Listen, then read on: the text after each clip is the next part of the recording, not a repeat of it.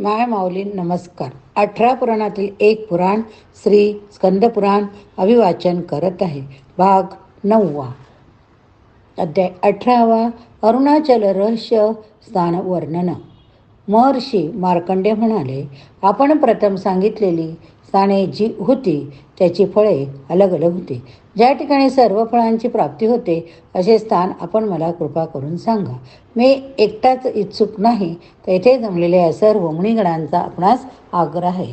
येथे पुलह, पुलस्त्य, वशिष्ठ, मरीची, अगस्त्य, ददीच, नक्रु, भृग, अत्री, जांबाली, जैमिनी, धौम्य, जमदग्नी, उपयाच, याज, भरत, अवर्णियान, पिपलाद, कण्व, कुमुद, उपमन्यु, कुमुलाक्ष, कुत्स, वत्म, वरतंतु, विभांडक, व्यास, कण्वरीय, कंडू, भांडव्य, मतंग, कुशी, मांडकर्णी, चंड, कौशिकी, शांडले, शाकराहेट, शातापत, मधुच्छंद, गर्ग, सौभरी, रोमश, आपस्तंभ, कृतस्तंभ, भार्गव, उठक, पर्वत, भारद्वाज, दारवल्य, श्वेतकेतू, कौंडल्य, पुंडरीक, रैम्य, तृणभेद, बिंदू, वाल्मिकी, नारद, वन्नी, दृष्टमन्यू, बोधायन, सुबोध, हारित, मुरकुंडू, दुर्वास, अतितीक्ष्ण, जलपाद, शक्ती, काकवार्य, दंदंत,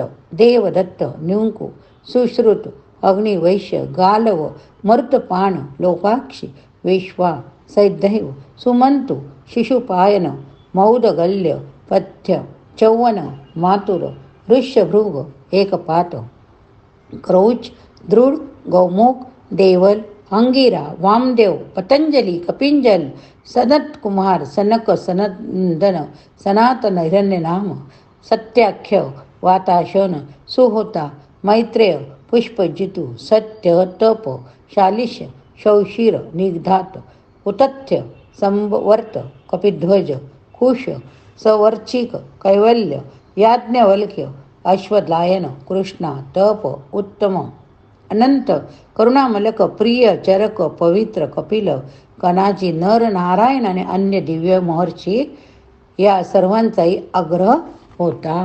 आपण महेश्वराच्या परमभक्तात अग्रण्य होतात म्हणून सर्व लोकात व्याप्त आहात म्हणून आमची ही विनंती.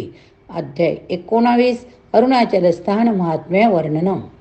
नंदिकेश्वर म्हणाले, मुनिश्वर, आपण शिव स्तुल्य धर्मपरायणाला मी हे रहस्य सांगणार नाही. असे कसे होणार? मी आपणाला धर्मशास्त्राने माहीत नाही अशी गुप्त क्षत्रिय स्थाने सांगतो. कैवल्याची इच्छा असणाऱ्यांनी भक्तीने ते ऐकावे. अनुन्यायी शिष्य यांना जो उपदेशाद्वारा संतोष करीत नाही असा गुरु खराच गुरुच नव्हे. देवेश्वराचे स्मरण करून अध्याय शाकरीला वंदन करून तसेच ओंकाराचा जप करून मी हे रहस्य आपणापुढे उरगळून दाखवितो. हे तपधन दक्षिण दिशेकडे द्राविड देशात एक वरुण नावाचे महानक्षत्र आहे. तसेच तरुणेद्रू, शिखा, मणिका असेही दुसरे नाव त्याला आहे. हे 3 योजने विस्ताराचे शिव योग्यांना उपासनेसाठी योग्य असे ठिकाण येथे भूमीचे हे हृदयस्थ म्हणा.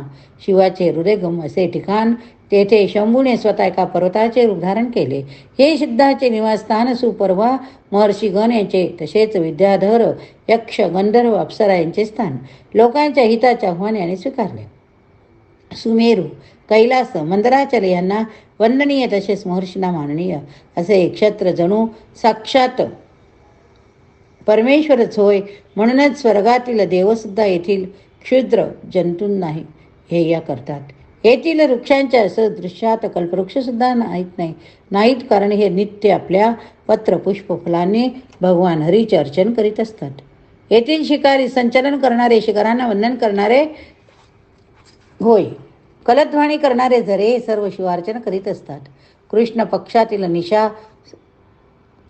खद्योत देवतटिनी हे सर्व देवतटिनी हे सर्व शिवसान्निध्यामुळे देव अर्पणही स्वतःला भाग्यवान समजतात. भास्कर नावाचा एक पर्वत या गिरीच्या पूर्वेकडे असतो. येथे व्रज धारण केलेला इंद्र असतो असे मानतात.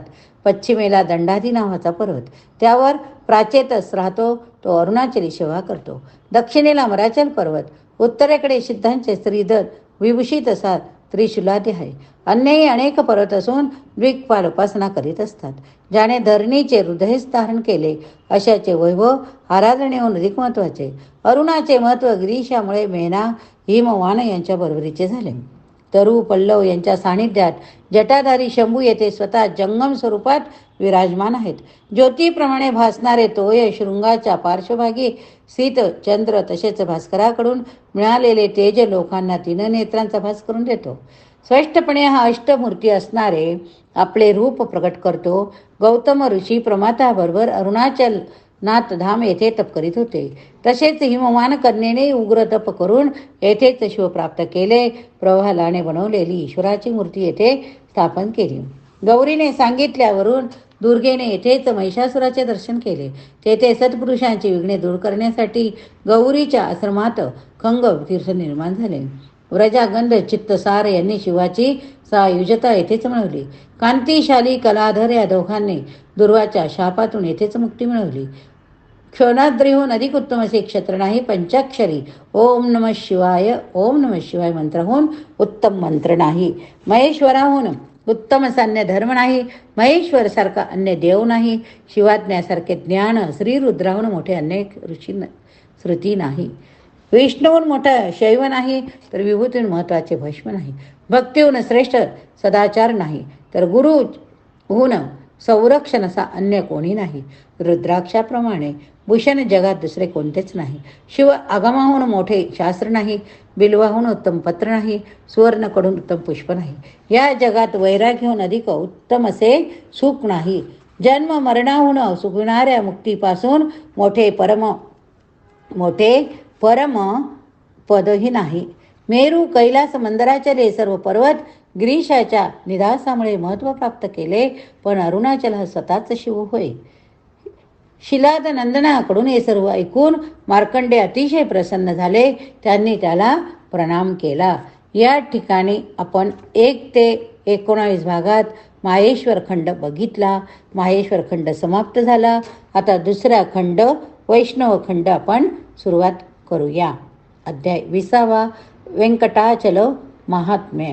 पूर्वी लोकांच्या रक्षणासाठी वाद्य 12 वर्षाने पूर्ण होणारा एक यज्ञ केला होता. त्यावेळी व्यासांचे एक शिष्य रोमहर्षण यांचे पुत्र उग्रस्त्रवा मुनी आले होते. ते कथा सांगण्यात अतिउत्तम असे होते.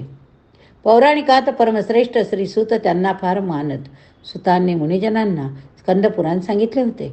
ऋषी वृंद म्हणाले, हे रोमहर्षण, आपण पुराण ज्ञानाचे महान मनीषी आहात, तेव्हा आपण आम्हाला या महितलातील गिरीवनाबद्दल माहिती सांगा. श्रीसूत म्हणाले, जान्हवी नदी तीरी हाच प्रश्न मी व्यासांना विचारला होता.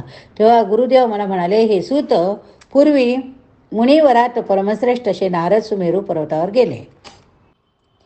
त्यांना ब्रह्मदेवाचे एक अति दिव्य मंदिर दिसले. त्याच्या उत्तर भागात एक उत्तम पिंपळाचे झाड, ते अति उंच, त्याचा विस्तार मोठा. त्या वृक्षाखाली एक दिव्य असा मंडप, तो अगदी अनेक प्रकारच्या रत्नांनी, विविध प्रकारच्या पद्मराग मण्यांनी अलंकृत होता. वैडूर्य मोती यांनी त्याची स्वस्तिक माला तयार केली होती. नवरत्नांनी तोरणे बनवली होती. सुंदर मृग पक्षी यांनी ती सुशोभित होता. पुष्पराग मण्यांनी त्याचे महाद्वार निर्मिले होते. गोपूर सप्तभूमी कसे होते. दीप्तीने युक्त हिऱ्यांनी सुशोभित असे दारे त्याला होती. नारदाने त्यात प्रवेश केला. तेथे त्या मंडपाच्या आत मण्यांनी युक्त अशी एक वेदिका बनवली होती. तीवर जाऊन ते पोहोचले. त्यावर अच्युत्य देदीप्यमान रत्नांनी युक्त असे 8 पाय असलेले एक सिंहासन होते. मध्यभागी सहस्र दलांनी युक्त असे दिव्य पुष्कर होते. त्याची आभा श्वेतचंद्राप्रमाणे होती. त्यावर सुंदर प्रभा असलेला वराहमुखी चतुर्भुज महापुरुष त्यांनी पाहिला. सामवेद ध्वनीने तेथील वातावरण प्रसन्न झाले होते. ब्रह्मदेव, वशिष्ठ, मार्कंडेय, अत्री, भृगू तेथे होते. नारदांनी उपनिषदाच्या काही भागाने त्यांचे स्तवन केले.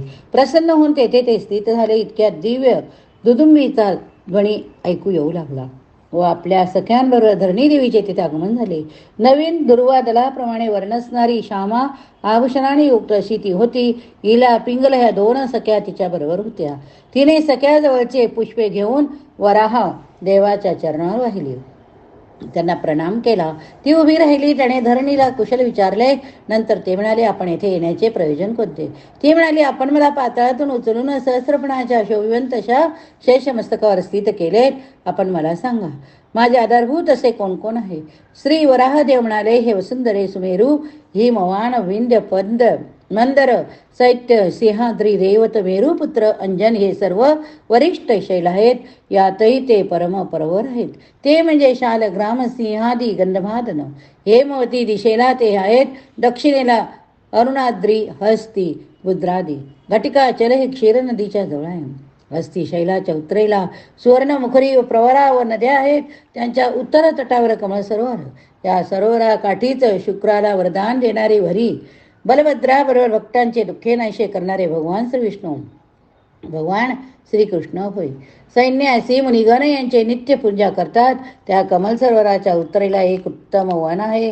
तेथे 2.5 कोसावर हरिचंदन वृक्षाच्या वनात श्री व्यंकटाचल नावाचे वासुदेवाचे एक सुंदर स्थान. ते 1 योजन उंच व 7 योजने विस्तारांचे शिखर रत्न सुवर्णमय आहे. येथे हे घरे इंद्र, देव, वैशिष्ट्य इत्यादी मुनिगण, सिद्ध साध्य, मरुतगण, दानव, दैत्य, रंभा आदी अप्सरा नेहमी निवास करतात. नाग, गरुड, किन्नर तपश्चर्या करतात. येथे पुण्यदायी सरित आहे. हे माधवी, येथे दिव्य सरोवरे तसे तीर्थ पण. त्यातील श्रेष्ठ तीर्थ सांगतो.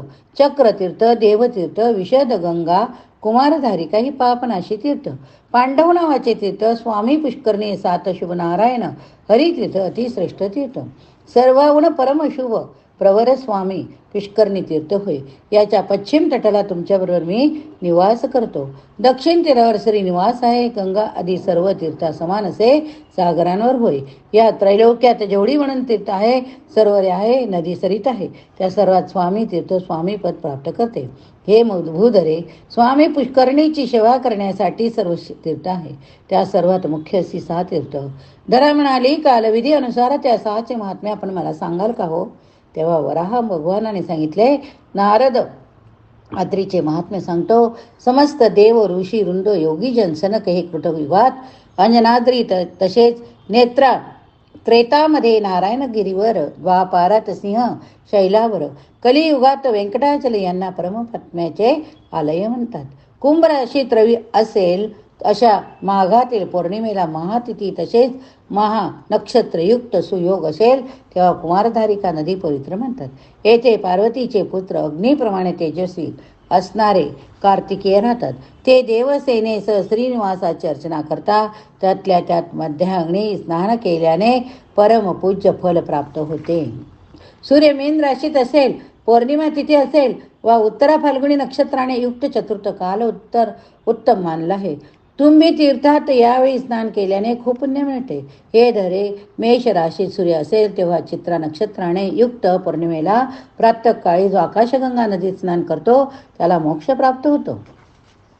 वृषभ राशीत सूर्य असेल, अनुराधा नक्षत्र रविवारी द्वादशी तिथी आले असताना, रविवारी पुष्य अश्य नक्षत्र आले असताना पांडव तीर्थाच्या संगमावर जो स्नान करतो यापैकी कोणतेही दुःख त्याच्या वाटेला येणार नाही. शिवाय मृत्यूनंतर तो परलौकिक सुखेत भोगतो. रविवारी सप्तमी असेल, ती पुष्य व हस्त नक्षत्राने युक्त असेल अशा उत्तम दिवशी पापनाशी तीर्थ स्नान करणारा भूधरेंद्र मस्तकी तो स्नान करतो. जो नरात परमश्रेष्ठ म्हणून कोटी कोटी जन्माची त्याची पापे नाहीशी होतात. हे देवी, अतिशय गुप्त असे ज्ञान आता तू श्रवण कर. अनंत ह्या महान गिरीवरील दिव्य मंदिराच्या वायव्येला एका शिखराच्या गिरीगुहारात देवतीर्थ नावाचे प्रसिद्ध तीर्थ, तेथेच परमशोभायमान असे एक तळे, तेथे स्नान करण्याचे शुभदिन मी सांगतो. गुरुवारी पुष्य नक्षत्रस्था व्यतिपात असताना, सोमवारी श्रवण नक्षत्र असेल तेव्हा स्नान केल्याने पापे नष्ट होतात, पुण्यफले वृद्धी पावतात, पुत्र पौत्र लाभून दीर्घायुष्य प्राप्त होते. या लोकांकडून स्वर्ग, तेथून चंद्रलोकीचे सुख प्राप्त होते. हे सर्व कथन ऐकून पृथ्वी संतुष्ट झाली. तिने धरणीधराचे स्तवन करून नमस्कार केला. यानंतर वराहेश्वर धरणी गरुडावर आरूढ होऊन तेथून ऋषवाचलाकडे गेले. पश्चिम दिग्भागाचे स्वामी पुष्करिणी तटी विराजमान आहेत. मुनिजनांकडून पूजले जातात. श्री वराह मंत्रा धन विधी वर्णन आपण आता बघूया. श्री सूत म्हणाले, पुरातन काळी कृतयुगातील वैवस्वत मन्वंतरात नारायण पर्वतावर निवास करणाऱ्या भूमिस्वामी वराह रूपधारी देवेश्वरांना धरणी देवीने विचारले, हे देवेश्वर, आपण परमप्रिय असलेल्या मंत्राबद्दल आता कथन करावे. स्मित करून वराहदेव म्हणाले, हे देवी, परम गोपनीय मंत्र मी आता कथन करतो. ऋषी संघर्षणाने हा मंत्र सांगितला आहे. याचे दैवत मीच आहे. छंद पंक्ती आहे, तसे स्त्री बीज होय. तो मंत्र कोणता? तर असा, ओम नमो श्री वराहे धरण्य युद्ध धरणाय वैनिजाय. गुरुकडून हा मंत्र घ्यावा मात्र.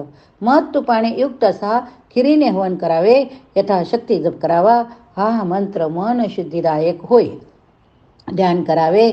विशुद्ध स्फटिकाच्या शिलाची आभा असणारे वराहमुखी चार भावनी युक्त शंख चक्र कमल अभयधारी कमलनेत्री किरीटधारी श्रीवत्सधारी पितांबरधारी रक्तवर्णी आभूषणांनी भूषित सागरांबरात विराजमान अशा ईशाचे ध्यान करावे. जप करावा म्हणजे सर्व कामना पूर्ण होतात. भूमीने विचारले, अनुष्ठान प्रथम कोणी केले होते? यात काय प्राप्त झाले ते मला सांगा. वराहदेव म्हणाले, प्रथम कृतयुगात धर्म नावाच्या म्हणूने ब्रह्मदेवाकडून दीक्षा घेतली, जप केला, त्यामुळे त्याला दर्शन प्राप्त झाले, वर मिळाला, तो परमेश्वर रूपात विलीन झाला. पूर्वी एकदा दुर्वासाच्या शापामुळे इंद्राने आपले पद घालविले होते, पण त्याने माझे यजन केले, पुन्हा आपले स्थान स्वर्गासन त्याने प्राप्त करून घेतले. त्याचप्रमाणे अन्य मुनींनीही जपतपाने परमगती प्राप्त करून घेतली. पन्नगाचा अधीश्वर अनंत याने या मंत्राची दीक्षा कश्यप ऋषींकडे घेतली. श्वेतद्वीपात जाऊन त्याने जप केला, तो धरणीवर बसला. कुठला मंत्र सांगितला? स्त्री बीज होय. तो कोणता? ओम नमो श्री वराहे धरण्य युद्धराय वैनिजाय. आता या ठिकाणी हा भाग संपला. पुढील भागात आपण पुढील कथा बघूया. हर हर महादेव शंभो. हर हर महादेव शंभो.